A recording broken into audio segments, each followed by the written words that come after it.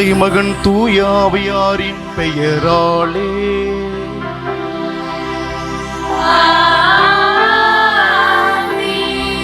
நம் ஆண்டவராகிய இயேசு கிறிஸ்துவின் அருளும் கடவுளின் அன்பும் தூய ஆவியாரின் நட்புறவும் உங்கள் அனைவரோடும் இருப்பதாக.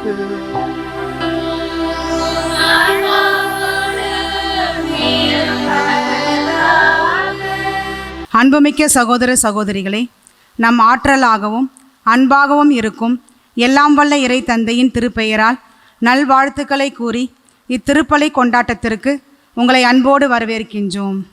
இன்று நாம் பொது காலம் 2ஆம் ஞாயிறு தின திருப்பலியை மகிழ்வோடு சிறப்பிக்கின்றோம். ஆண்டவர் பார்வையில் நாம் ஒவ்வொருவரும் மதிப்புடையவர்கள். எனவே அவருடைய விருப்பத்தை நிறைவேற்றுவதே நம் கடமை. ஆண்டவர் தாம் வாக்களித்த அனைத்தையும் நமக்காக செய்து முடிப்பார் என்னும் வாக்குறுதியில் அசையாத நம்பிக்கை கொண்டு பொறுமையோடு காத்திருந்து செயல்படுவது நமக்கு எண்ணிறைந்த ஆசீர்வாதங்களை கொண்டு வந்து சேர்க்கும் என்பதில் எல்லளவும் ஐயமில்லை என்பதை நமக்கு உணர்த்துகின்றது இன்றைய இறைவார்த்தை. பலியையும் காணிக்கைகளையும் இறைவன் விரும்பவில்லை, மாறாக தூய உள்ளத்தையே இறைவன் நம்மிடம் இருந்து கேட்கின்றார் என்ற உண்மையையும் இறைவன் நமக்கு உணர்த்துகின்றார். கடவுளின் திருவுளத்தை மனமுவந்து நாம் நிறைவேற்றவும் அர்ப்பணிக்கப்பட்ட தூய வாழ்க்கையை வாழவும் இறையரசின் வளர்ச்சிக்காகவும் மகிமைக்காகவும் உழைக்கவும் இறையருளை நிறைவாக வேண்டி இணைவோம் இத்தெய்வீக திருப்பலி கொண்டாட்டத்தில். பெறுவோம் இறைவனின் ஆசீரை. பிரியமானவர்களே, இந்த தெய்வீக திருப்பலியில் பாத்திமா ராதிகா குடும்பத்தில் இன்று பிறந்த நாளை சிறப்பிக்கும் மகன் அருட்தந்தை அருண்குமார் இறைவன் இந்நாள் வரை காத்து வழிநடத்தியதற்கு நன்றியாகவும், இறைப்பணி செய்ய தேவையான ஆன்மா பலத்தை உடல் நலத்தையும் இறைவன் தரும்படியாகவும், சகாயராஜ் ஜோனா குடும்பத்திற்கு இறைவன் இதுவரை செய்த அனைத்து நன்மைகளுக்கு நன்றியாகவும், நினைத்துள்ள காரியங்கள் நிறைவேறவும், காணிக்கராஜ் புஷ்பமேரி குடும்பத்திற்கு இறைவன் இதுவரை செய்த அனைத்து நன்மைகளுக்கு நன்றியாகவும், குடும்பத்தில் உள்ள அனைவரின் உடல் உள்ள நலனுக்காகவும், செல்வம் அனிதா குடும்பத்திற்கு இறைவன் இதுவரை செய்த அனைத்திற்கும் நன்றியாகவும், குடும்பத்தில் உள்ள அனைவரின் நலனுக்காகவும், வேடகுலா ஜோஸ்பின் குடும்பத்தில் மரித்த இன்னாசி அம்மாள், லூர்து சாமி, இருதியராஜ், அந்தோணி சாமி இவர்களின் ஆன்மா இளைப்பாற்றிக்காகவும் இத்திருப்பலி ஒப்புக்கொடுத்து ஜெபிக்கப்படுகின்றது.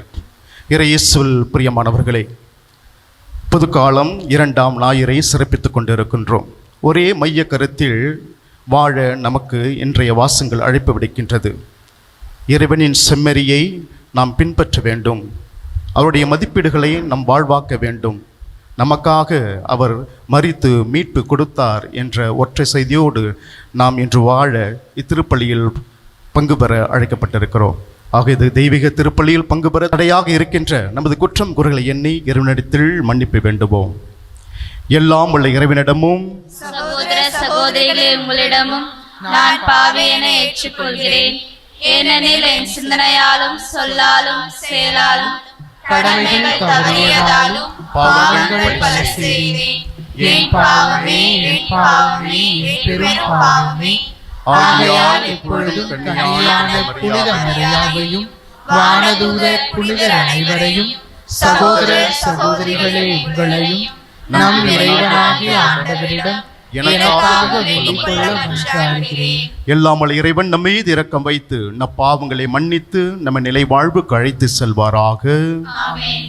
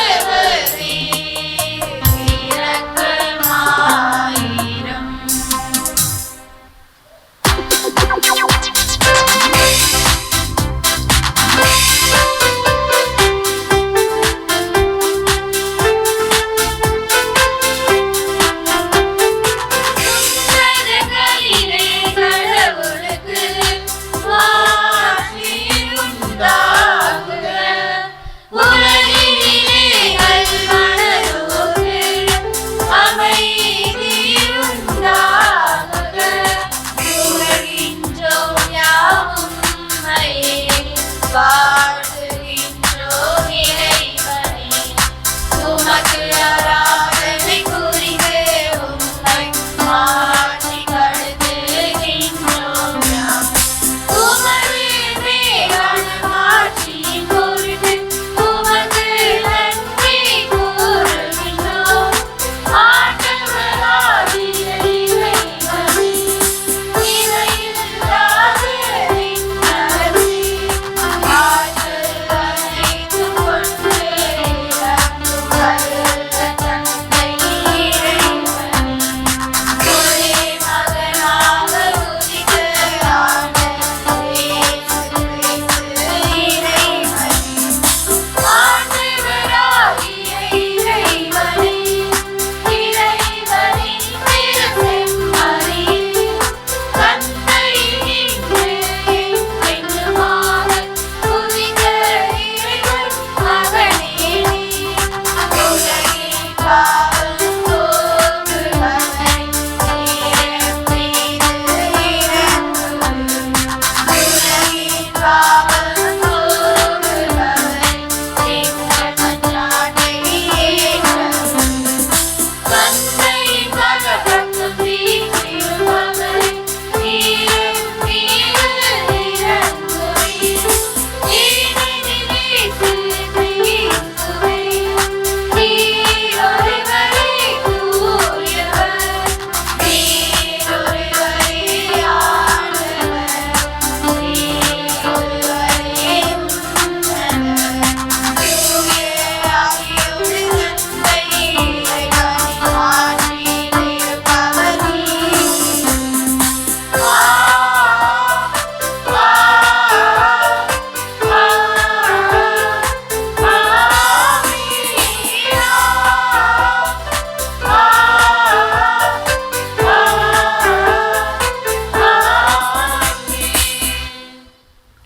மன்றாடுவோமாக. என்றென்றும் உள்ள எல்லாம் உள்ள இறைவா, விண்ணிலும் மண்ணிலும் உள்ள அனைத்தையும் ஆண்டு நடத்துகின்றவர் நீரே. உமக்களின் வேண்டல்களை இரக்கத்துடன் கேட்டு எங்கள் வாழ்நாளில் உமது அமைதியை அளித்தருள்வீராக. உம்மோடு தூயாவின் ஒன்றிப்பில் இறைவனாய் என்றென்றும் வாழ்ந்து ஆட்சி செய்கின்றவர் வழியாக உம்மை மன்றாடுகின்றோம்.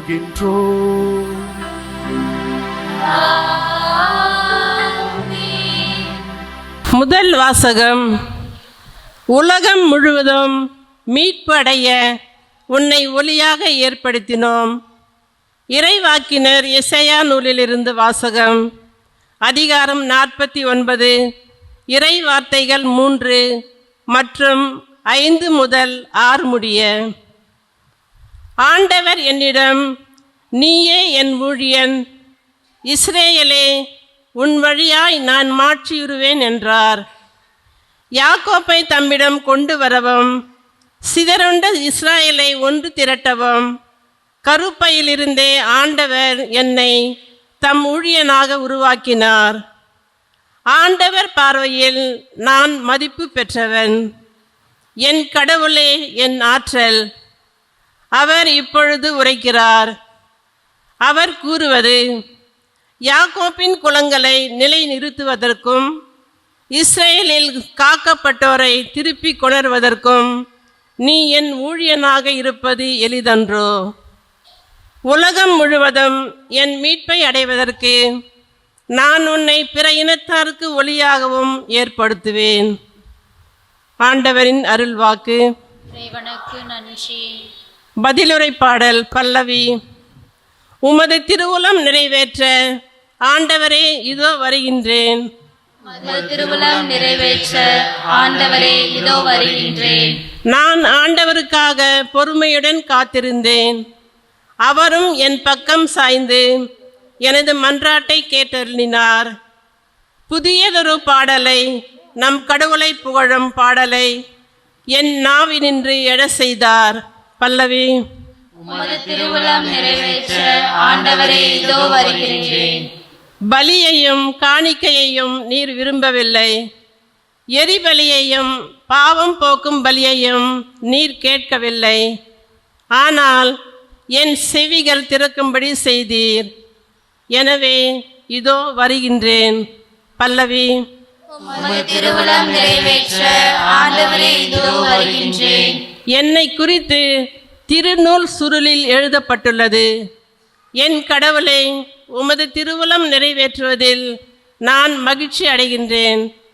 உமது திருச்சட்டம் என் உள்ளத்தில் இருக்கின்றது என்றேன் நான். பல்லவி. உமது திருவுளம் நிறைவேற்ற ஆண்டவரே இதோ வருகின்றேன். என் நீதியை நீ நிலைநாட்டிய நற்செய்தியை மாபெரும் சபையில் அறிவித்தேன். நான் வாயை மூடிக்கொண்டிருக்கவில்லை. ஆண்டவரே, நீர் இதை அறிவீர். பல்லவி. உமது திருவுளம் நிறைவேற்ற ஆண்டவரே இதோ வருகின்றேன். நம் தந்தையாம் கடவுளிடமிருந்து நம் ஆண்டவராம் இயேசுவிடமிருந்தும் அருளும் அமைதியும் உண்டாகுக. திருத்தூதர் பவுல் கொரிந்தியருக்கு எழுதிய முதல் திருமுகத்திலிருந்து வாசகம். அதிகாரம் 1, இறை வார்த்தைகள் 1-3 முடிய. திருத்தூதர் பவுல் கொரிந்தியருக்கு எழுதிய முதல் திருமுகத்திலிருந்து வாசகம். அதிகாரம் 1, இறை வார்த்தைகள் 1-3 முடிய. கொரிந்து நகரில் உள்ள கடவுளின் திருச்சபை, அவர் திருவுளத்தால் இயேசு கிறிஸ்துவின் திருத்தூதனாக அழைக்கப்பட்ட பவுலும் சகோதரராகிய சொஸ்தேனும் எழுதுவது. இயேசு கிறிஸ்துவோடு இணைக்கப்பெற்று தூயோராக்கப்பட்டு இறை மக்களாக இருக்க அழைக்கப்பட்டுள்ள உங்களுக்கும் எல்லா இடங்களிலும் நம் ஆண்டவர் இயேசு கிறிஸ்துவை அறிக்கையிடும் யாவருக்கும் நம் தந்தையாம் கடவுளிடமிருந்தும் ஆண்டவர் இயேசு கிறிஸ்துவிடமிருந்தும் அருளும் அமைதியும் உரித்தாகுக. இயேசு கிறிஸ்து நமக்கு மட்டுமல்ல, அனைவருக்கும் ஆண்டவர். இது ஆண்டவர் வழங்கும் அருள் வாக்கு.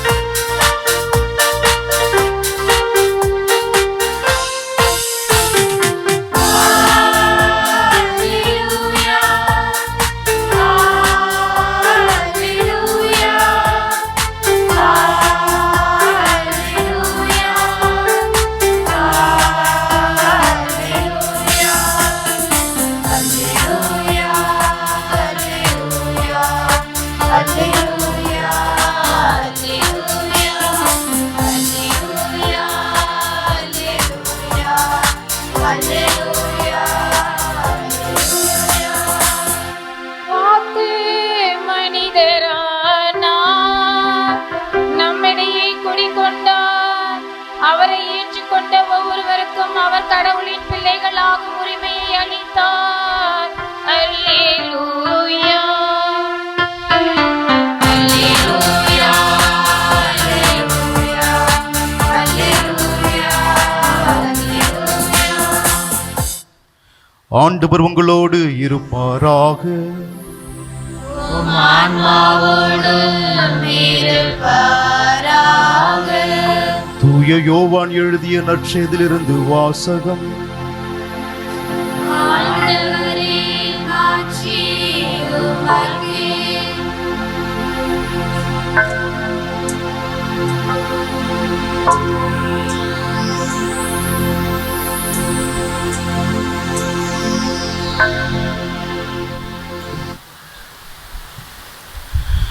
யோவான் எழுதிய நற்செய்தி அதிகாரம் 1 இறை வார்த்தைகள் 29-34 முடிய. இயேசு தம்மிடம் வருவதை கண்ட யோவான், இதோ கடவுளின் செம்மறி, செம்மறியாம் இவரே உலகின் பாவத்தை போக்குபவர். எனக்கு பின் வரும் இவர் என்னை விட முன்னிடம் பெற்றவர், ஏனெனில் எனக்கு முன்பே இருந்தார் என்று நான் இவரை பற்றியே சொன்னேன். இவர் யாரென்று எனக்கு தெரியாதிருந்தது. ஆனால் இஸ்ரேல் மக்களுக்கு இவரை வெளிப்படுத்தும் பொருட்டே நான் வந்துள்ளேன். தண்ணீரால் திருமுழுக்கு கொடுத்தும் வருகிறேன் என்றார். தொடர்ந்து யோவான் சான்றாக கூறியது, தூய ஆவி புறாவை போல வானிலிருந்து இறங்கி இவர் மீது இருந்ததைக் கண்டேன். இவர் யாரென்று எனக்கு தெரியாதிருந்தது. ஆனால் தண்ணீரால் திருமுழுக்கு கொடுக்கும்படி என்னை அனுப்பியவர் தூய ஆவி இறங்கி யார் மீது இருப்பதை காண்பீரோ அவரே தூய ஆவியால் திருமுழுக்கு கொடுப்பவர் என்று என்னிடம் சொல்லியிருந்தார். நானும் கண்டேன், இவரே இறைமகன் என சான்றும் கூறி வருகிறேன். ஆண்டவரின் அருள்வாக்கு. கிறிஸ்துவே உமக்கு புகழ்.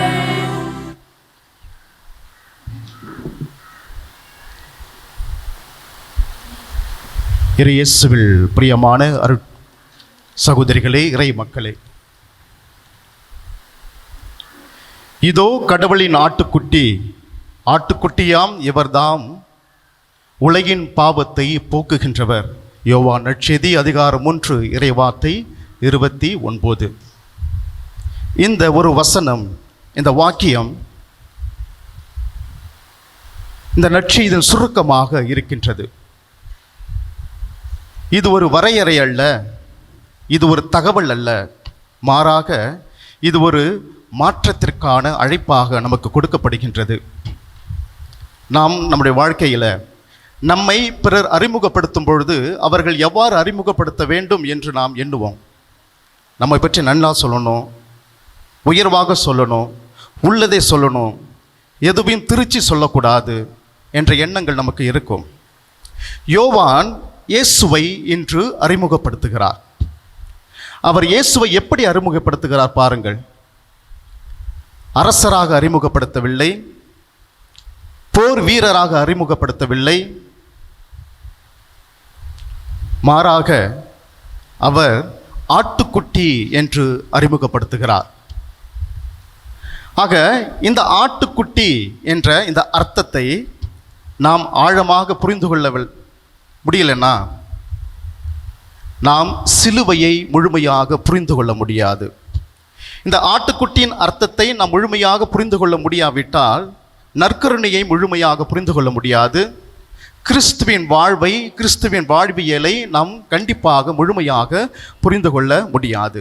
ஆக முதலில் நம்ம இந்த ஆட்டுக்குட்டியை புரிந்து கொள்ள வேண்டும். பழைய ஏற்பாட்டுக்கு போகுவோம். ஆட்டுக்குட்டி பழைய ஏற்பாட்டில் எப்படி இருந்தது? அந்த ஆட்டுக்குட்டி, அந்த சொல்லாடல் இருக்கு இல்லையா, யூத மக்களுக்கு, இஸ்ரேல் மக்களுக்கு ஒரு பழகி போன வார்த்தை, ஒரு பழகி போன ஒரு வார்த்தை, பரிச்சயமான ஒரு வார்த்தை. லேவியராகமம் அதிகாரம் 16 இறை வார்த்தைகள் 5 - 20 வரை வாசிக்க கேட்குறோம். ஆரோன் 2 வெள்ளாட்டு கிடாய்களை தேர்ந்தெடுக்கிறான். அந்த 2 கிடாய்களையும் எடுத்து வந்து அதன் மீது சீட்டு குலுக்கி போடுகிறார்கள். சீட்டு எதற்காக போடுகிறாங்க என்றால் 2 ஆட்டு பலியை ஒப்பு கொடுப்பார்கள். ஒன்று பலி ஆடு, இன்னொன்று போக்கு ஆடு. ஆக சீட்டு குலுக்கி போடும்பொழுது எந்த ஆடு பலியாடாகவும் எந்த ஆடு போக்காடாகவும் விழுகிறதோ அதை தேர்ந்தெடுத்து கொண்டு பலி ஆட்டை பலியிட்டு அதன் இரத்தத்தை தூயகத்தின் மீதும் இரக்கத்தின் இருக்கையின் மீதும் பலிபீடத்தின் மீதும் தெளிக்கும் பொழுது அவனுடைய பாவம், அவனுடைய குடும்பத்தின் பாவம், அந்த மக்களுடைய பாவங்கள்லாம் கழுவ பெற்றது என்ற நம்பிக்கை இருந்தது. அந்த போக்கு ஆடு என்று சொல்லுகிறாங்க இல்லையா, அந்த போக்கு ஆடின் மீது ஆரோன் 2 கைகளையும் வைத்து ஜெபித்து தங்களுடைய மக்களுடைய பாவங்களை எல்லாம் அந்த ஆட்டின் மேல் ஏற்றி அதற்கென்று ஒரு ஆளை நியமித்து கொண்டு போயிட்டு பாலைவனத்தில் விடணும். அப்படி அந்த ஆட்டின் மீது தங்கள் பாவங்களை ஏற்றி அந்த ஆடு எப்படி மடிகிறதோ அதுபோல் அவங்க பாவங்களும் மடிந்து போகும் என்ற நம்பிக்கை அவர்களுக்கு இருந்தது. இதை நாம் பழைய ஏற்பாட்டில் வாசிக்க கேட்குறோம். அதோடு நின்று விடவில்லை. பாஸ்கா ஆட்டுக்குட்டியை நமக்கு எல்லாத்துக்கும் தெரிஞ்சது தான். எகிப்தில் அடிமையாக இருந்த இஸ்ரேல் மக்களை 10வது அதிசயமாக கடவுள் ஒரு அதிசயத்தை நிகழ்த்தி அவர்களை எகிப்திலிருந்து கூட்டி வந்தார். அந்த இரவில் மாசற்ற, அழுக்கற்ற, எந்த கள்ளம் கபடமற்ற, குறைபாடு இன்றி உள்ள அந்த ஆட்டுக்குட்டியை ஒவ்வொரு இஸ்ரேலனும் பலியிட்டு அதன் இரத்தத்தை தங்களுடைய வீட்டின் கதவுகளில் பூசும் பொழுது மரணம் அவர்கள் வீட்டின் வாயிலை நுழையவில்லை என்று நம்ம வாசிக்கிறோம். ஆக அன்று அந்த பலியிடப்பட்ட அந்த ஆட்டுக்குட்டி பூசப்பட்ட அந்த இரத்தம் அது ஒன்றும் மந்திரம் கிடையாது. அது அவர்களுடைய நம்பிக்கையின் அடையாளம். அது அவர்களுடைய நம்பிக்கையின் அடையாளமாக இருந்தது. ஆக அன்பார்ந்தவர்களே, இன்று நமது வீட்டில் நம்ம இரத்தத்தை பூசுகிறோமா? பூசிட்டு எங்கள் பாவங்களாம் கழுவப்பட்டது என்று சொல்லுகிறோமா? மாறாக இன்று நம்ம ஒவ்வொருடைய இதயத்திலும் கிறிஸ்துவின் இரத்தம் பூசப்பட்டு இருக்கிறது. நம்ம ஒவ்வொருடைய இதயத்திலும் கிறிஸ்துவின் இரத்தம் பூசப்பட்டு இருக்கிறது.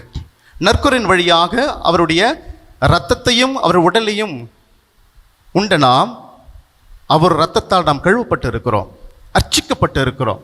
ஆக நம்ம பாவம் என்னும் அடிமையில் இருந்து, பயம் என்னும் அடிமைத்தனத்திலிருந்து, மரணம் என்னும் அடிமைத்தனத்திலிருந்து நாம் ஒவ்வொருவரும் விடுவிக்கப்பட்டு இருக்கிறோம்.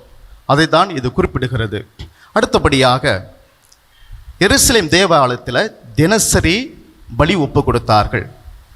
எருசலேம் தேவாலயத்தில் தினசரி பலி ஒப்பு கொடுத்தார்கள். ஒரு தடவை பாவம் கழுவிட்டாங்க அப்படின்னா எதற்காக தினமும் பலியை ஒப்பு கொடுக்கணும்? பாவம் நீங்கிற்று அல்லவா? எதற்காக தினமும் பலியை ஒப்பு கொடுக்கணும்? அப்பனா அவங்க தினதோறும் பாவம் செய்திருக்கிறார்கள் என்ற அர்த்தம். அந்த பாவத்தின் விளைவு தான் என்று நம்ம வாசிக்க கேட்ட முதல் வாசகத்தில் பார்க்குறோம்.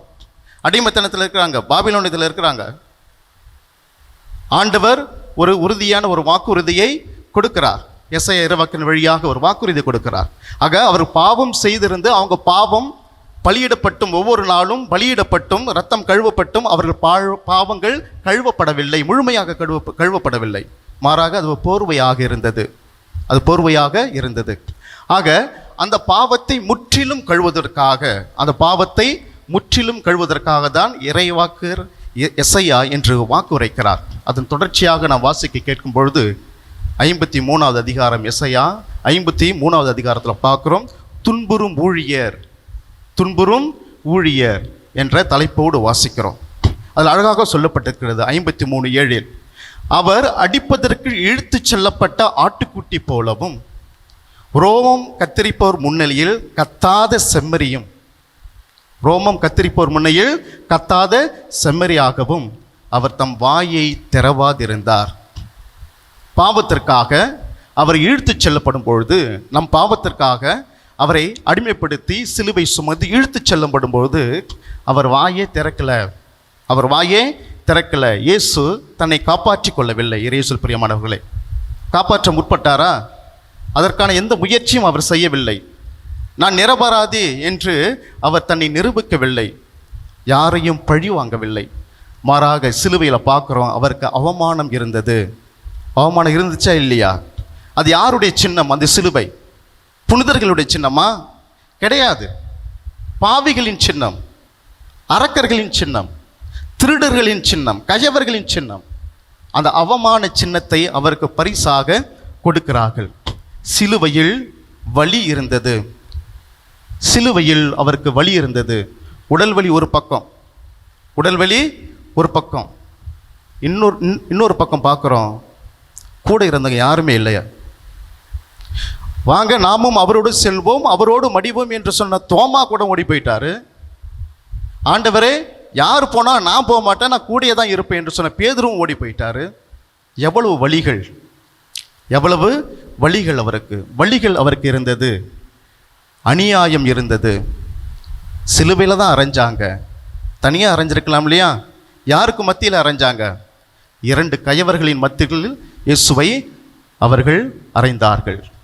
தீர்ப்பிலும் அநியாயம், அந்த தீர்ப்பு நிறைவேற்றிய அந்த இடத்திலும் அவருக்கு அநியாயம் இருந்தது. ஆகிய இயேசுவில் பிரியமானவர்களை, இதெல்லாம் இருந்தும் ஆனால் கிறிஸ்துவுக்கு யாரு மேலேயும் வெறுப்பு கிடையாது, வெறுப்பு இல்லை, பழிவாங்கும் எண்ணம் இல்லை. யாரையும் அவர் சபிக்கவில்லை, யாரையும் அவர் சபிக்கவில்லை. மாறாக அவர் சொன்னது, தந்தையே இவர்களை மன்னியும், தந்தையே இவர்களை மன்னியும் என்று சொல்லுகிறார். இதுவே இறைவனின் ஆட்டுக்குட்டியின் மனப்பான்மை. இதுவே இறைவனின் ஆட்டுக்குட்டியின் மனப்பான்மை. ஆக நம் வாழ்க்கையில் நாம் அவமானப்படும் பொழுது, அவமானப்படுத்தப்படும் பொழுது, தவறாக குற்றம் சாட்டப்படும் பொழுது, நியாயமின்றி நம்மை நடத்தும் பொழுது நம்முடைய செயல்பாடுகள் எப்படி இருக்கிறது? நம்முடைய செயல்பாடுகள் எப்படி இருக்கிறது? ஏறக்குறைய ஒரு 13 வருஷத்துக்கு முன்னாடி நான் சின்ன சமையராக இருந்தேன், உதவி பங்கு தந்தையாக. என்னிடம் ஏறக்குறைய ஒரு 60 வயதுக்கு மேலுடைய ஒரு பெண்மணி வந்து என் கையை பிடிச்சி சொன்னாங்க, ஃபாதர், நான் இளமை பருவத்தில் இருக்கும் பொழுது தவறாக தீர்ப்பிடப்பட்டேன். அந்த தீர்ப்பிற்காக இன்னும் நான் கல்யாணம் கூட பண்ணலை, தனியாக வாழ்கிறேன், ஒவ்வொரு நாளும் தனிமை, வேதனை, என்னை அநியாயமாக குற்றம் சாட்டினாங்க இல்லையா, தீர்ப்பிட்டார்கள் இல்லையா, சந்தோஷமாக இருக்காங்க ஃபாதர். ஏன் எனக்கு மட்டும் அந்த துக்கம், அந்த வேதனை? நான் ஒவ்வொரு நாளும் எதிர்பார்த்துருப்பேன், எனக்கு சொந்தக்காரங்க தான், ஒவ்வொரு நாளும் எதிர்பார்த்துட்டு இருப்பேன், என்னைக்காவது ஒரு நாள் வந்து என்கிட்ட மன்னிப்பு கேட்பாங்களா என்று எதிர்பார்த்துருக்கிறேன். ஆனால் ஒரு நாள் கூட அவர்கள் மன்னிப்பு கேட்டது கிடையாது என்று சொன்னார்கள். அந்த அம்மாட்ட கேட்டேன், நீங்கள் அவர்களை மன்னித்தீர்களா என்று கேட்டேன். நீங்கள் அவங்கள மன்னிச்சிங்களா? இல்லை ஃபாதர். முதல்ல அவங்கள மன்னிங்க, அவருக்காக ஜெபிங்க, நான் சொல்கிறேன், பிடிச்சி வச்சுக்கிங்க, உங்கள் முன்னாடி வந்து மண்டியிட்டு அவர்கள் மன்னிப்பு கேட்பார்கள் என்று சொன்னேன். 1 மாதம் கழித்து வந்தாங்க. ஃபாதர், அன்னைக்கு நீங்கள் சொன்னீங்க, ஆனால் ஒன்றும் நடக்கலை, நீங்கள் சொன்னீங்க ஒன்றும் நடக்கவில்லை என்று சொன்னார்கள். அப்போ தான் நான் கொஞ்சம் ஞாபகப்படுத்தி பார்த்தேன், நானும் ஜெபிக்கிறேன் என்று சொன்னேன். நான் மறந்துட்டேன், நான் ஜெபிக்கவே இல்லை. இன்னும் கொஞ்சம் காலம் எடுத்துங்க, ஜெபியுங்கள், நானும் ஜெபிக்கிறேன், நான் மறந்துட்டம்மா, என்னை மன்னிச்சிங்க, நானும் ஜெபிக்கிறேன் என்று சொன்னேன். நான் அந்த இடத்த விட்டு மாறுதல் பெறும்பொழுது அன்றைக்கி அவங்க பூசைக்கு வரலை. நான் மைக்கில் சொல்கிறேன், நான் இந்த திருப்பலியோடு இந்த இடத்தை விட்டு செல்கிறேன் என்று சொன்னேன். நான் காரில் ஏறி உட்காரும்பொழுது அந்த அம்மா வந்து என் கையை பிடிச்சாங்க. ஃபாதர், நீங்கள் சொன்ன மாதிரி இன்று காலையில் அவர்கள் வந்தார்கள், மண்டியிட்டு மன்னிப்பு கேட்டாங்க என்று சொன்னாங்க. மண்டியிட்டு மன்னிப்பு கேட்டாங்க. ஆக அந்த செம்மறியின் குணநலங்கள் மன்னிக்கக்கூடிய குணநலமாக இருக்கிறது. ஆக நாம் அவமானப்படுத்தப்படும் பொழுது, தவறாக குற்றம் சாட்டப்படும் பொழுது, நியாயமின்றி நடத்தப்படும் பொழுது நாம் என்ன செய்கிறோம்? நாம் என்ன செய்கிறோம்? பழி வாங்குகிறோமா, அல்லது ஆட்டுக்குட்டியை போல நாம் பிறரை மன்னிக்கின்றோமா? இறையேசுவில் பிரியமானவர்களே, ஒவ்வொரு நாளும் திருப்பலியில் பங்கெடுக்கும் பொழுது நாம் சொல்லுகின்ற வார்த்தைகள், இறைவனின் செம்மறி, உலகின் பாவங்களை போக்கும் இறைவனின் செம்மறியே எங்கள் மேல் இரக்கமாயிரும். இது ஒரு வார்த்தை கிடையாது, இது நமது நம்பிக்கையின் அறிக்கை, நமது நம்பிக்கையின் அறிக்கை. நாம் வெறும் அப்பத்தை உண்பவர்கள் அல்ல, அது உயிரோடு இருக்கின்ற ஆட்டுக்குட்டியாம் இறைவன் இயேசுவை, உயிரோடு இருக்கின்ற ஆட்டுக்குட்டியாம் இறைவன் இயேசுவை. ஆக அந்த ஆட்டுக்குட்டியை பெற்ற நாம் மென்மையாக இருக்க வேண்டும், மென்மையாக இருக்க வேண்டும், கடிந்து கொள்ளக்கூடாது, பிறரை கடிந்து கொள்ளக்கூடாது, மன்னிக்கும் மனதுடன் நாம் இருக்க வேண்டும், தியாக மனப்பான்மையோடு நாம் இருக்க வேண்டும். ஆட்டுக்குட்டியின் பிள்ளைகள், அந்த ஆட்டுக்குட்டியை உணவாக உட்கொள்கின்ற நாம் இந்த மனப்பான்மையோடு இந்த பண்புகளோடு இருக்க வேண்டும். யோவான் சொன்னது, இதோ இறைவனின் ஆட்டுக்குட்டி. இதோ என்றால் கவனமாக பாருங்க, இதான் ஆட்டுக்குட்டி, கவனமாக பாருங்க, தேர்ந்து கொள்ளுங்கள், தேர்ந்து கொள்ளுங்கள், அவரை பின்பற்றுங்கள் என்கிறார், அவரை பின்பற்றுங்கள் என்கிறார். ஆக இயேசு நம்மிடம் கேட்கக்கூடிய கேள்வி, நீ என்னை ரசிக்கிறாயா? என்னை நீ பார்த்துட்ட, பின்பற்றும் என்று நினைக்கிற, நீ என்னை ரசிக்கிறாயா அல்லது பின்பற்றுகிறாயா? நீ சிலுவையை பார்க்கிறாயா அல்லது சுமக்கின்றாயா? நீ சிலுவையை பார்க்கிறாயா அல்லது சுமக்கின்றாயா? ஆண்டவரை பின்பற்ற நினைக்கின்ற நாம், நமது சிலுவைகளை சுமந்து கொண்டு அவரை பின்பற்ற நினைக்கின்ற நாம், ஆட்டுக்குட்டி போல அகந்தையின்றி அதற்கு பதிலாக பணிவாகவும், வன்முறையின்றி மன்னிப்பு அளிப்பவர்களாகவும், சுயநலத்திற்கு பதிலாக தியாகம் செய்யக்கூடியவர்களாகவும் வாழ அழைப்பு விடுக்கப்படுகிறது. ஆக நமது வாழ்வியல் நாம் இறைவனின் ஆட்டுக்குட்டியில் பங்கு பெற்றவர்கள் என்று எடுத்துரைக்கிறது. ஆக இத்தகைய மனப்பான்மையோடு தொடர்ந்து இத்திருப்பள்ளியில் மன்றாடுவோம். இறைவன் நம்ம ஒருவரை நிறைவாக ஆசீர்வதிப்பாராக. Yeah.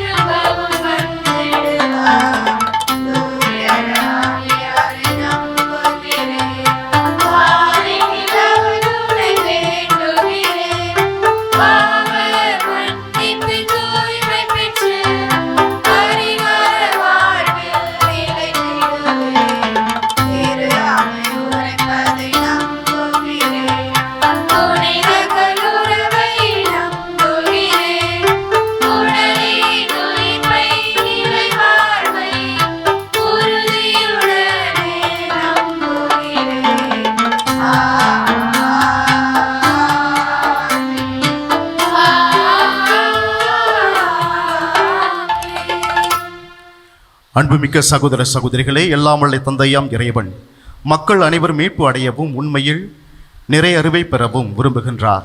முழு மனதுடன் அவரை நோக்கி மன்றாடுவோம். பணியாளரின் பலமும் ஞானமும் ஆகிய தந்தையே இறைவா, எம் திருத்தந்தை, ஆயர்கள், குருக்கள், துறவரத்தார் அனைவரும் உமது திருச்சட்டத்தை தம் உள்ளங்களில் நிறுத்தி இறை திருவுளம் நிறைவேற்றுவதில் மகிழ்ச்சியுடன் செயல்பட தேவையான உடல் உள்ள ஆன்மீக நலன் தந்து அவர்கள் பணியை ஆசீர்வதித்து காத்திட அருள் வேண்டி இறைவா உம்மை மன்றாடுகின்றோம்.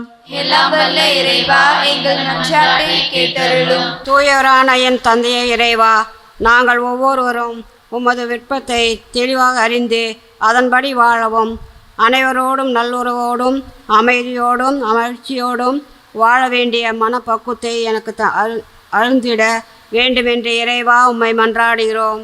எல்லாம் வல்ல இறைவா, எங்கள் மன்றாட்டை கேட்டருளும். அன்பு தந்தையே எம் இறைவா, நாங்கள் அனைவரும் உம்மீது உள்ள நம்பிக்கையை எங்கள் வாழ்வின் துன்பமான சூழல்களில் எழுந்து விடாமல் எங்கள் விசுவாச வாழ்க்கையில் ஆழமாக நிலைத்து வாழ்ந்திடவும் நாங்கள் பெற்றுக்கொண்ட அருங்கொடைகளையும் ஆற்றல்களையும் தூய உள்ளத்தோடு இறையரசு பணிக்காய் வாழ அருள் வேண்டி இறைவா உம்மை மன்றாடுகிறோம். எல்லாம் வல்ல இறைவா, எங்கள் மன்றாட்டை கேட்டருளும். ஒளியும் மீட்புமான எம் தந்தையே இறைவா, எமது இளைஞர்களுக்கு நீர் ஒளியாகவும் வழியாகவும் இருந்து வழி காட்டிடவும் தூய ஆவியின் வல்லமையையும் ஞானத்தையும் ஒவ்வொருவருக்கும் தந்து நல் வழியில் இவர்களை நடத்திட அருள் வேண்டி இறைவா உம்மை மன்றாடுகின்றோம். எல்லாம் வல்ல இறைவா, எங்கள் மன்றாட்டை கேட்டருளும். அன்பின் இறைவா, இன்றைய திருப்பலியில் பங்கு பெறும் ஒவ்வொருவரையும் ஆசீர்வதியும். மேலும் உடல் உள்ள நோயினால் திருப்பலியில் பங்கெடுக்க இயலாதவர்களுக்கும் தேவையான ஆசீர்வாதங்களை பொழிந்தருளும். நாங்கள் அனைவரும் எம் சொல்லாலும் செயலாலும் உமக்கு சாட்சிய வாழ்வு வாழ அருள் தர வேண்டும் என்று இறைவா உம்மை மன்றாடுகிறோம். எல்லாம் வல்ல இறைவா, எங்கள் மன்றாட்டை கேட்டருளும். நம்ம தனிப்பட்ட தேவைகளுக்காக சில நேரம் மௌனமாக மன்றாடுவோம்.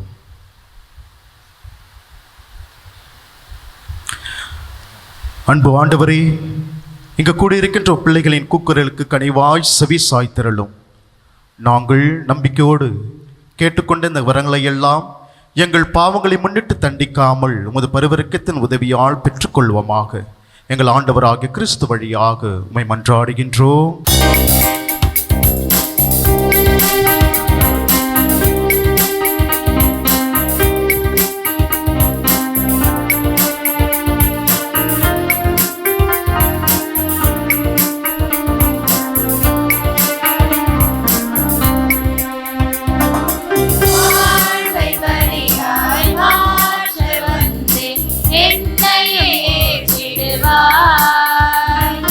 ஒரு மனதுடனே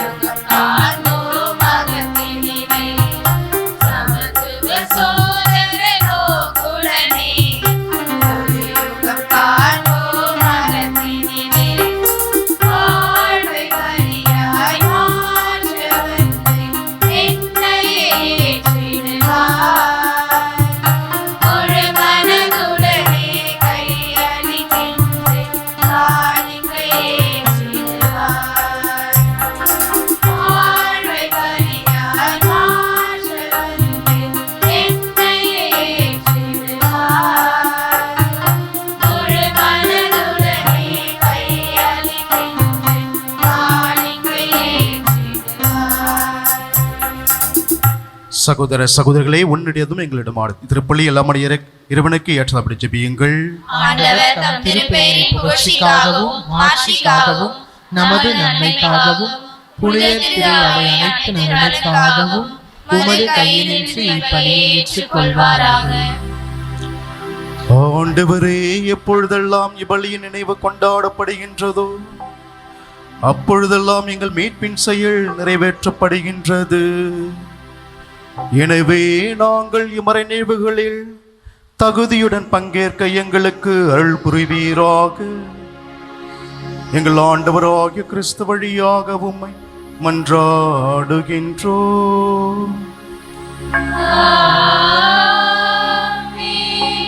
ஆண்டவர் உங்களோடு இருப்பாராக.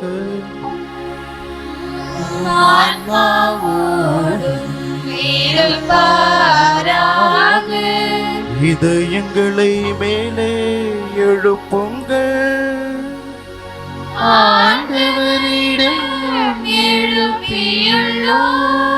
நம் இறைவனாகிய ஆண்டவருக்கு நன்றி கூறுவோம்.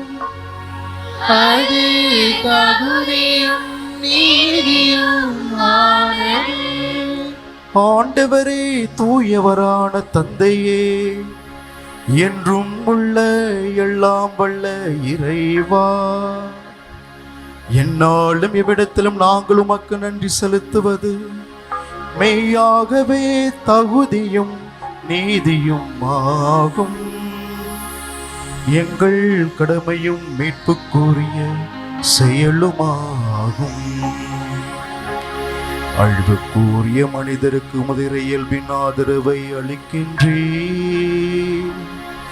மேலும் மனிதனின் சாகும் தன்மையை பிணிப்போக்கும் மருந்தாக பயன்படுத்தி நாங்கள் எவ்வாறு அழிவுற்றமோ அவ்வாறே எங்கள் ஆண்டவராகிய கிறிஸ்து வழியாக எங்களுக்கு மீட்பு அருளுகின்றேன். இவை அனைத்தாலும் அளவற்ற மாட்சி உமைக்கே உரியது என்பதை நாங்கள் உணர்கின்றோம். ஆகவே வானதூதர் அணிகளோடும் புனிதரின் பெருந்திரளோடும் நாங்களும் சேர்ந்து உமக்கு புகழ்ச்சி பண்ணி செய்து முடிவின்றி பாடுவதாவது.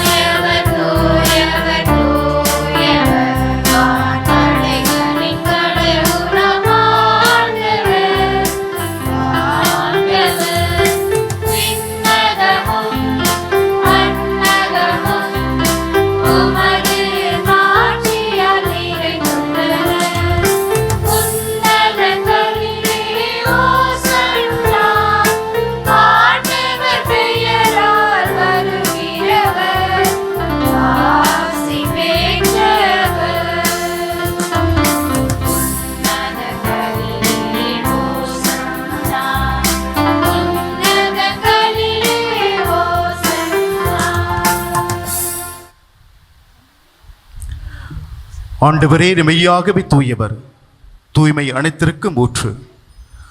ஆகவே உம்முடைய ஆவியை பொழிந்து இக்காணிக்கைகளை தூய்மைப்படுத்த உம்மை வேண்டுகின்றோம். இவ்வாறு எங்கள் ஆண்டவர் இயேசு கிறிஸ்துவின் உடலும் இரத்தமுமாக எங்களுக்கு இவை மாறுபனவாக. அவர் பாடுபட உளம் கனிந்து தம்மை கையளித்த போது அப்பத்தை எடுத்து நன்றி செலுத்தி அதை பிட்டு தம் சிடருக்கு அளித்து கூறியதாவது: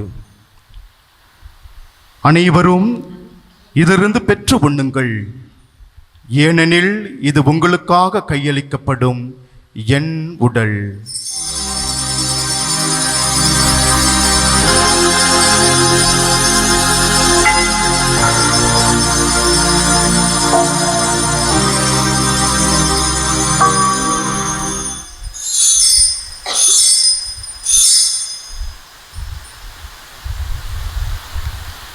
அவ்வண்ணமே இரவு விருந்தை அருந்திய பின் கிண்ணத்தையும் எடுத்து மீண்டும் உமக்கு நன்றி கூறி தம் சிடருக்கு அளித்து அவர் கூறியதாவது: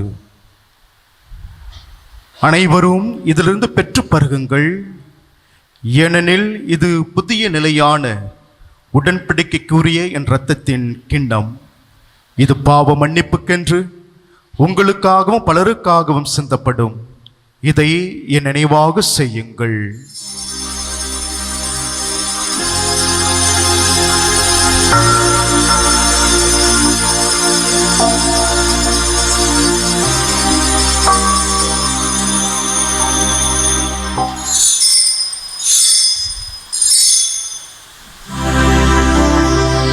நம்பிக்கையின் மறை பொருள். ஆண்டவரே, நீர் வருமளவு உமது இறப்பினை அறிக்கையிடுகின்றோம், உமது உயிர்ப்பினையும் எடுத்துரைக்கின்றோம்.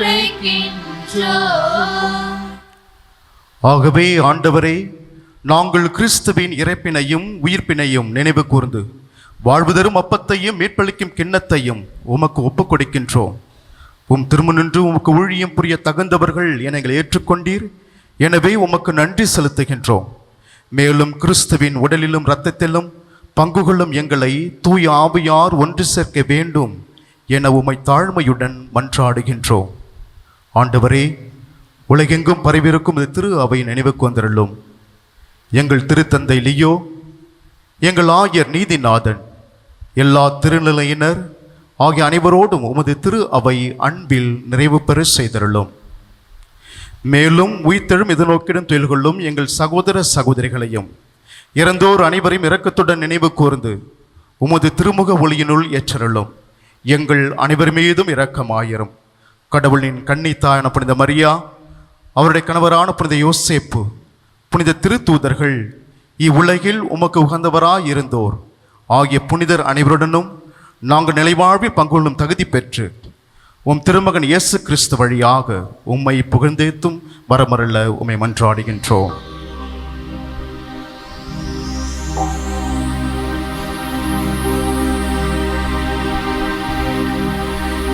இவர் வழியாக இவரோடு இவரில் எல்லாம் வல்ல இறைவனாகிய தந்தையே,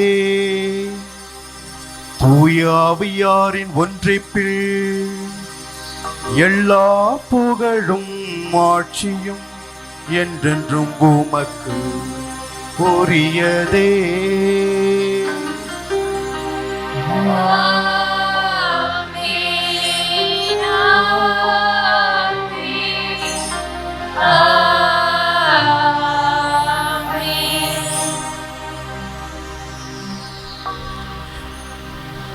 மீட்பரின் கட்டளையால் கற்பிக்கப்பட்டு தேவ படிப்பினால் பயிற்சி பெற்று நம் துணிந்து பாடுவோம். உலகில் இருக்கின்ற எங்கள் தந்தையே, உமது பெயர் தூயதென போற்றப் பெறுக. உமது ஆட்சி வருக. உமது திருவுளம் விண்ணுலகில் நிறைவேறுவது போல மண்ணுலகிலும் நிறைவேறுக. எங்கள் அன்றாட உணவை இன்று எங்களுக்கு தாரும். எங்களுக்கு எதிராக குற்றம் செய்வோரை நாங்கள் மன்னிப்பது போல எங்கள் குற்றங்களை மன்னியும். எங்களை சோதனைக்கு உட்படுத்தாதேயும், தீமையிலிருந்து எங்களை விடுவித்தருளும். ஆண்டவரே, தீமை அனைத்திலும் எங்களை விடுவித்து எங்கள் வாழ்நாளில் அமைதியை கனிவுடன் அருள உம்மை மன்றாடுகின்றோம். உமது இரக்கத்தின் உதவியால் நாங்கள் பாவத்திலிருந்து எப்பொழுது விடுதலை பெற்று யாதொரு கலக்கமுமின்றி நலமாயிருப்போமாக. நாங்கள் இது நோக்கியிருக்கும் பேரின்பத்திற்காகவும் எமீட்பராகிய இயேசு கிறிஸ்துவின் வருகைக்காகவும் காத்திருக்கின்றோம். ஏனெனில்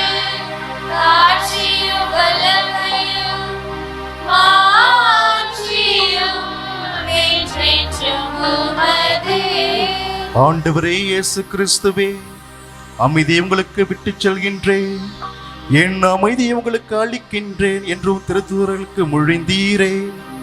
எங்கள் பாவங்களை பாராமல் உமது திரு ஆவி நம்பிக்கையை கண்ணோக்கி உமது திருவுள்ளத்திற்கு ஏற்ப அதற்கு அமைதியும் ஒற்றுமையும் அளித்திருள்வீராக. என்றென்றும் வாழ்ந்து ஆட்சி செய்கின்றவர் நீரே.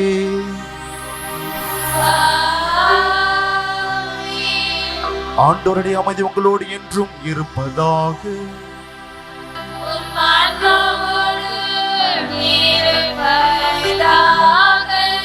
கிறிஸ்து அளித்த அன்பின் அமைதியை ஒருவருடன் பகிர்ந்து கொள்வோம்.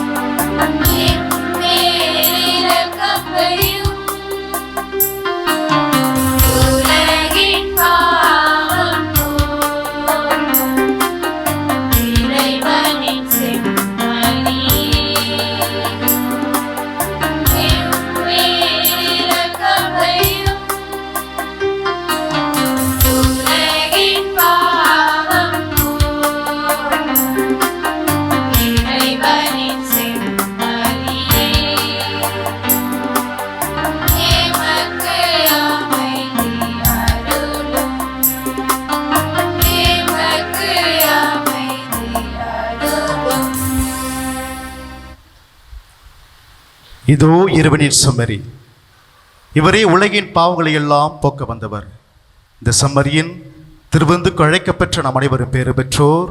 ஆண்டவரே, நீர் இல்லத்தில் எழுந்தருள நான் தகுதியற்றவள், ஆனால் ஒரு வார்த்தை மட்டும் சொல்லியருளும், எனது ஆன்மா நலமடையும். நன்றி கூறி மன்றாடுவோமாக. ஆண்டவரே, உமது அன்பின் ஆவியை எங்கள் மீது பொழிந்தருளும். இவ்வாறு ஒரே விண்ணக உணவால் நிறைவு பெற்ற நாங்கள் ஒரே பரிவரக்கத்தால் ஒருமனப்பட்டிருக்க செய்வீராகும். எங்கள் ஆண்டவர் ஆகிய கிறிஸ்து வழியாக உம்மை மன்றாடுகின்றோம்.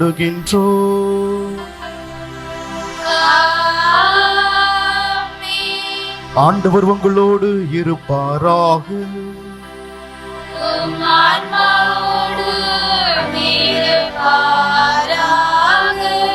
எல்லாம் வல்ல இறைவன் தந்தை, மகன், தூய ஆவியார் உங்களை ஆசீர்வதிப்பாராக.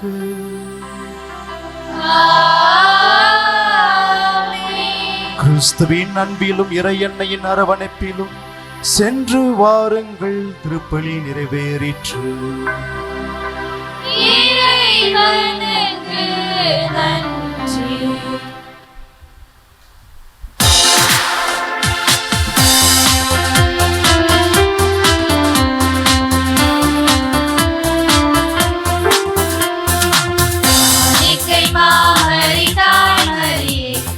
காலடி பணிந்து வணங்குகிறோம்.